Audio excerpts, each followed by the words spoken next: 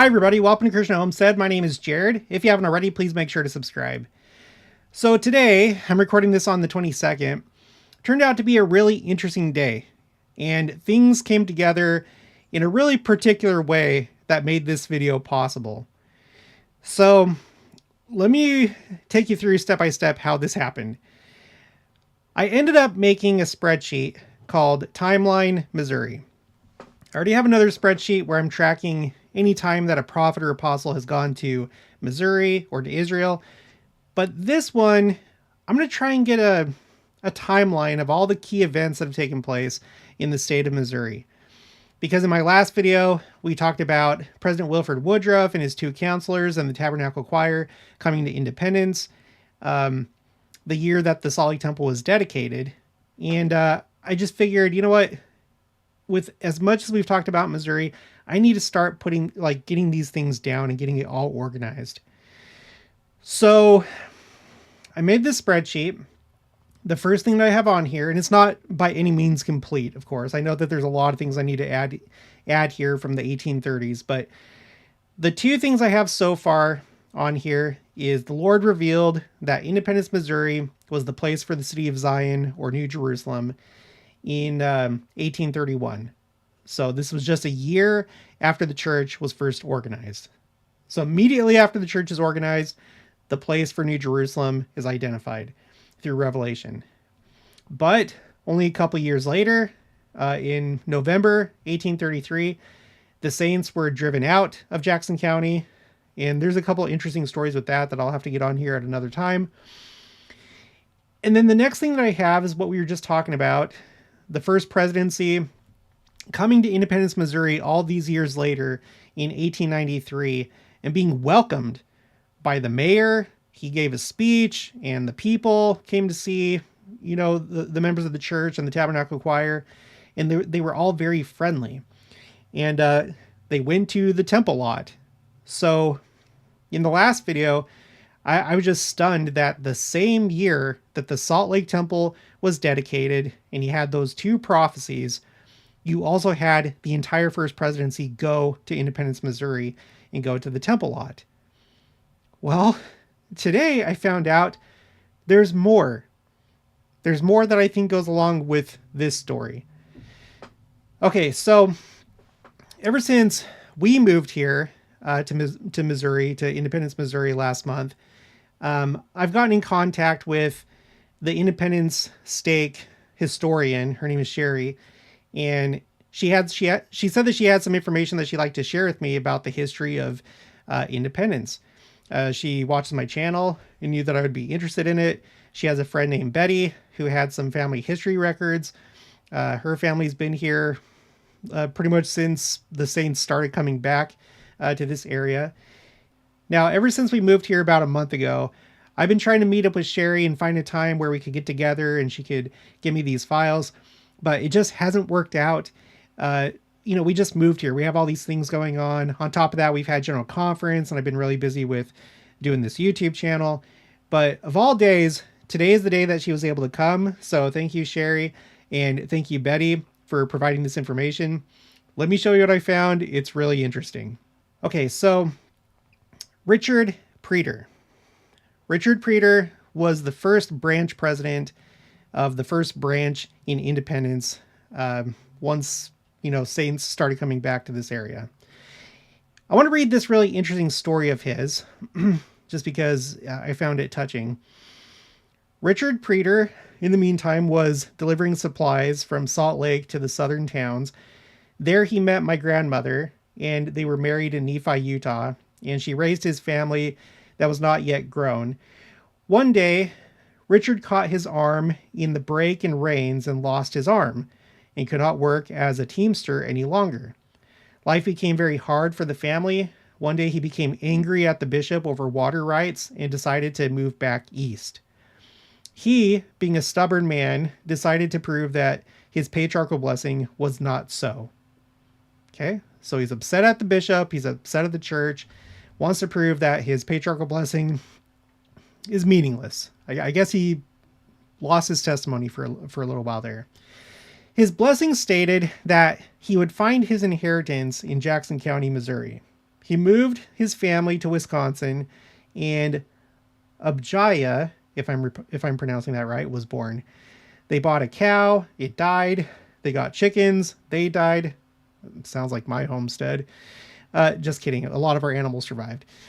They they planted crops, they died.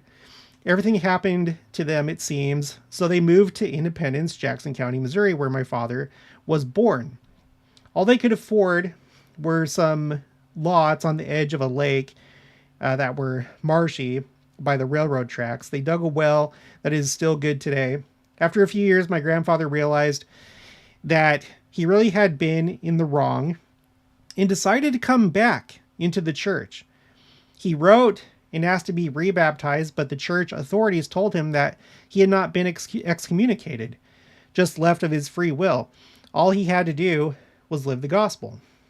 Richard Preeter told them that I have never ceased to do.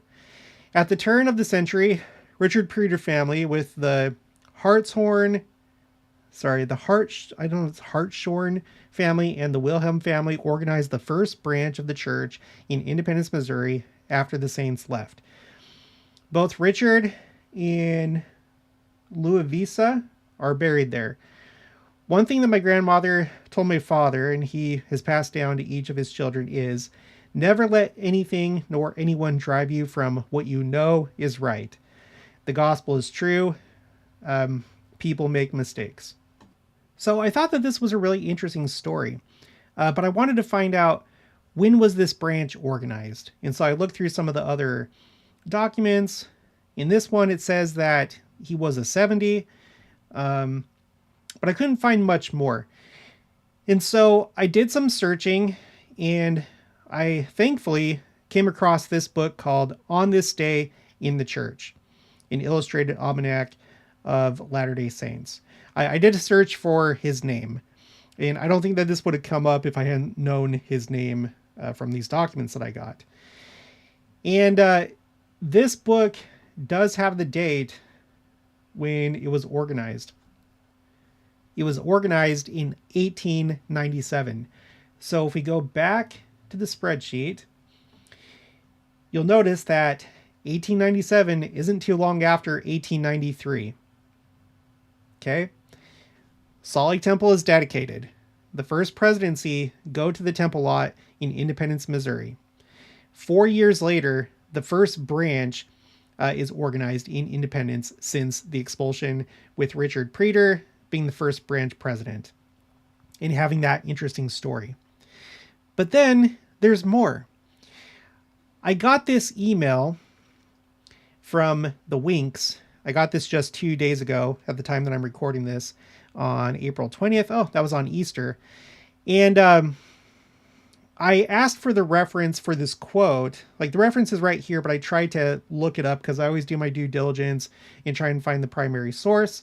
And for the Deseret News, I know that the University of Utah has an archive of old issues of the Deseret News, but they didn't have that date, May 31st, 1931. So I was disappointed. I asked the Winks if they could get me a link or where they found that, so I'm still waiting for that. But this is not related to what we're talking about. But as I came to this website, I just started to, poke around, and I'm glad that I did. I don't know how this happened, but I came across this issue. This is April 21st, 1904.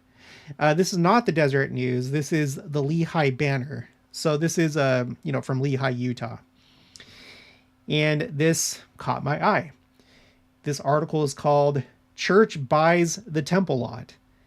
And I was like, what? Okay, so let's read it. Located at Independence, Missouri, for the sum of $25,000. Kansas City, Missouri, April 15th. The transfer today of 25 acres of land near Independence, Missouri to Elder James G. Duffin, president of the Southwestern States Utah quote-unquote Mormon mission, is looked upon as a move to fulfill the prophecy made by Joseph Smith in 1830, quote, that the Mormons will return to Jackson County, Missouri, and there erect a temple, end quote. Okay. So I had to iron out the details with this because we don't have the land for the temple lot. And the article is saying, oh, the church buys the temple lot. They mentioned 25 acres. I pulled up Google Earth and I used their measuring tool. You can draw polygons and then you can get it to measure whatever you want. In this case, I wanted acres. And I looked at the land that the church owns. I assume that it owns this little part right here. I'm not sure, but I know that it owns all this. Here's the stake center. Here's the Independence Visitor Center. And then over here is the mission house. And I think a couple other church offices. And when you draw a line around it, it comes out to 28.81 acres, roughly. So I'm assuming that the article is referring to this. And this is part of temple land. What do I mean by that? I'm doing this for people that are new to the channel. I'm always somehow getting new subscribers. The original plan for the city of Zion, aka New Jerusalem, was this. You had all these city blocks. It was going to be a city of 15 to 20,000 people. In the center of the city, there were 2 blocks for 24 temples. And so the land that the church owns seems to be right here. The Independence Visitor Center was built to be one of these buildings. Right now it's being used as a visitor center, but we learned from the David O. McKay diaries that it's meant to be converted into a temple in the future. And I don't know for sure, but I think that it's temple number 13. And what we think of as the temple lot, I believe that's the primary temple, which is temple number 11 right here. And this street exists today. I can't remember the name of the street, but this one right here would be like Walnut Street. No, Walnut Street goes in front of here. I don't know. No, you guys, I don't know. Who knows? But I think that this street right here is basically already in place. Okay, so let's go back to the article. Okay. With the coming again of the Utah Mormons, if such should be the case, Independence will have within its borders 3 distinct branches of Mormons. The Reorganized Church, which is now the Community of Christ, the Hedrickite Church, which they call themselves Church of Christ. Sometimes it's referred to as Church of Christ Temple Lot. They're the ones that have the temple lot, and the Utah Church. The plans of the Utah Church, known as the Brighamites, which this is the first time I've ever heard that, call for a magnificent temple to be erected on the site purchased today. And then there's a line, and then this part says, the above Associated Press dispatch concerning the purchase by Elder Duffin of a tract of land in Independence, Missouri, is in the main correct. Negotiations for the realty in question have been pending for some time past, but it was not until a day or two ago that the deal was closed and the transfer of the property made. In the purchase, Elder Duffin acted for the church, which now, and then it cuts off, and it doesn't have any more of this story, unfortunately. So after reading that, I came back to this book called On This Day in the Church. I wanted to see if it had anything about the purchase of the land here in Independence. And it has this. In 1903, the First Presidency authorizes the purchase of 25 acres of the original temple lot in Independence, Missouri, preparing the way for the first Latter-day Saint presence in Jackson County since the Saints' expulsion some 70 years earlier. And I looked at the Wikipedia article for all the different first presidencies of the church, and it turns out that when the first branch was organized in 1897, it was during the time of this first presidency of President Wilford Woodruff, George Buchanan, and Joseph F. Smith, who were the same ones that in the same year that the Salt Lake Temple was dedicated went to Independence, Missouri. And then in 1904, when the purchase was authorized by the first presidency, President Joseph F. Smith was now president of the church. whereas before he was the second counselor in the first presidency. So if we go back to my spreadsheet, first branch in 1897, and then a few years later, 1903, which was 70 years. And I do think that that's intentional. I don't think that is coincidence. 70 years after the expulsion from Jackson County, that's when the church buys the temple land in Independence. 70 years after the expulsion. The expulsion was 1833. This was 1903. This is crazy. So when President Wilford Woodruff and George Buchanan and Joseph F. Smith went to Independence, I don't know maybe if like revelation was received during that time, if they talked with people, but I just find the timing really interesting. That just all this stuff starts to happen with Missouri right after the Salt Lake Temple is dedicated. It seems like in a way that that's what initiated the return to Jackson County into Missouri as a whole. I'm going to research this more, but let me just show you what else I have on the spreadsheet so far. We have to go all the way forward to 1966. That's when President David O. McKay visited Independence, Liberty Jail, and Adirondack. And then a few years after that, that's when the Independence Visitor Center was dedicated by President N. Eldon Tanner, which, like I said earlier, is actually going to be a temple in the future. It's on temple land. It's meant to be one of the 24 temples. For those of you that are new, let me just show you really quick. This is the David O. McKay diary excerpts on the University of Virginia's website for Mormon studies. And this is under the section for Missouri. And I'm just going to read some of the highlights here. So this is President Alvin R. Dyer and the architect, Emil Fetzer. And it says here, in reference to the Independence Visitor Center, the hope of all this is to be as realistic as possible in the erection of a building, the basic structure of which could be used at a future date as part of the temple complex, but to be designed and erected now as a Bureau of Information or a visitor center. Later on, these drawings indicated that the proposed structure would be 2 stories high with a floor area dimension of 61 feet by 87 feet, which dimension is the same as revealed to the prophet Joseph as the size of the complex buildings. So they're showing these plans to President David O. McKay, and they're referring to this, the revised Plat of the City of Zion, August 1833. Okay, so May 31st, 1971, that was a big day. Later on, President Spencer W. Kimball visited Independence and Adirondack in Far West in 1978. And then the first temple dedicated in the state of Missouri was the St. Louis, Missouri Temple. The 1st of June, it was actually like the 1st through the 5th, I think, of June, 1997. Interesting that it's a year with the 7. We've seen that before. It's also interesting that it's the 50th temple of the church.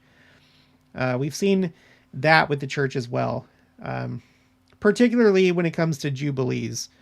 A jubilee is you have 49 years, or in other words, years grouped into 7 times 7, so you have 49 years, and then the 50th year is a jubilee. And anyway, it's just, everyone knows that 50, it's a special number. Okay, and then May 6th of 2012, that's when the Kansas City, Missouri Temple was dedicated by President Thomas S. Monson, and is the 137th temple of the church.